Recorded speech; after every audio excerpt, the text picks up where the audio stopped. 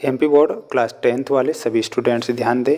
प्यारे विद्यार्थियों, अगर आज आप परीक्षा में पास होना चाहते हैं और सबसे ज़्यादा अंक अगर लेकर आना चाहते हैं तो सभी स्टूडेंट्स को ये जो पेपर है ये 2 बजे से पहले पूरा का पूरा पेपर रट लेना है, क्योंकि पूरा पेपर आ चुका है जो आज आपकी परीक्षा में पूछा जाएगा।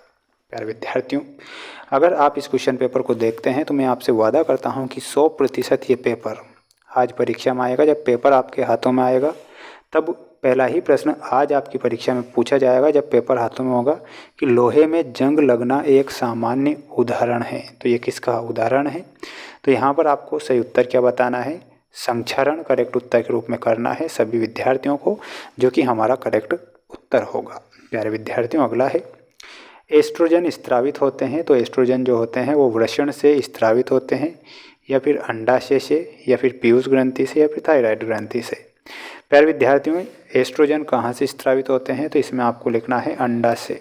ठीक है, तो अंडाशय हमारा करेक्ट उत्तर होगा। सभी बच्चे ध्यान से देख लो और स्क्रीनशॉट ले लेना। कोई विलयन लाल लिटमस को नीला कर देता है तो इसका पीएच मान संभवतः क्या होगा? 10। कौन सी धातु ठंडे जल के साथ तेज अभिक्रिया करती है? तो वो धातु है प्यारे विद्यार्थियों पोटेशियम धातु। पादप में जाइलम उत्तरदायी होता है, तो वो जल के वहन के लिए उत्तरदायी होता है। तो यहाँ पर आपको जल का वहन करेक्ट कर देना है। स्क्रीनशॉट तुरंत ले लेना है, क्योंकि ये आज का पेपर है और आज आपकी परीक्षा में ये पेपर आएगा, इसलिए सभी बच्चे ध्यान से पूरा पेपर देखेंगे शुरू से आखिरी तक। अगर आप इस पेपर में सबसे ज़्यादा अंक लेकर आना चाहते हैं और पास होना चाहते हैं तो पढ़ लेना है। ठीक है, एल्कोहल के आईयूपीएसी नाम में अनुलग्न लगाते हैं, तो अनुलग्न हो जाएगा ओल। तो यहाँ पर आपको ओल करेक्ट कर देना है।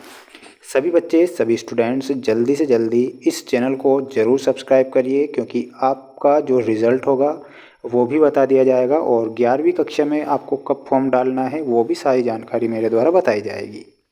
विश्व पर्यावरण दिवस मनाया जाता है, तो इसमें आपको क्या लिखना है? 5 जून। दृष्टि दोष का निराकरण उत्तर लेंस की सहायता से किया जाता है, तो इसमें आपको लिखना है दूरदृष्टि दोष। गोली दर्पण की फोकस दूरी उसकी वक्रता त्रिज्या की होती है, तो वो आधी होती है। शुद्ध जल विद्युत का होता है, तो शुद्ध जल जो होता है विद्युत का क्या होगा? कुचालक होगा। तो यहाँ पर क्या लिखना है? कुचालक।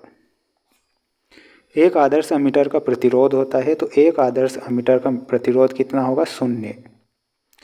चुंबकीय क्षेत्र रेखाएं परस्पर प्रतिच्छेद नहीं करती है, तो क्या लिखना है यहाँ पर? नहीं करती है। ठीक है, स्क्रीनशॉट ले लो। अगला प्रश्न देख लो, ये आज आपकी परीक्षा में आएंगे सत्य सत्य। उत्पादक सूर्य प्रकाश के उपयोग से प्रकाश संश्लेषण द्वारा अपना भोजन स्वयं बनाते हैं, तो ये बिल्कुल आपका सही है।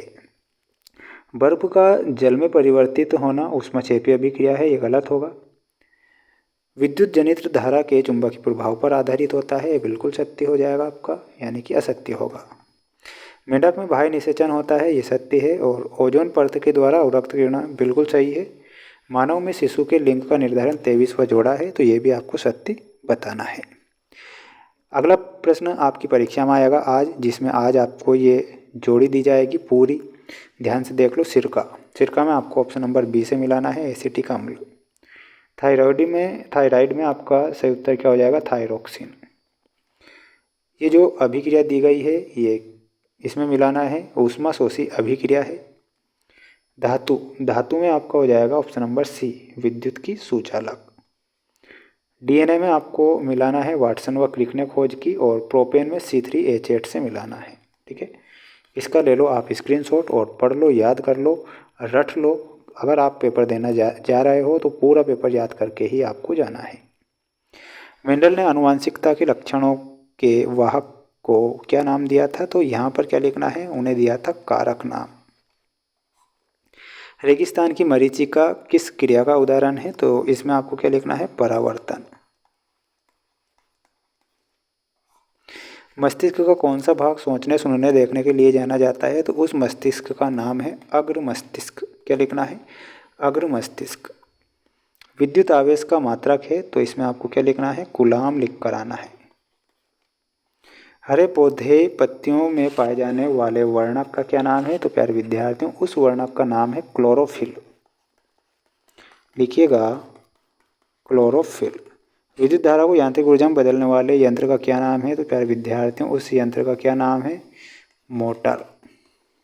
ठीक है, ये लिख लो जल्दी से।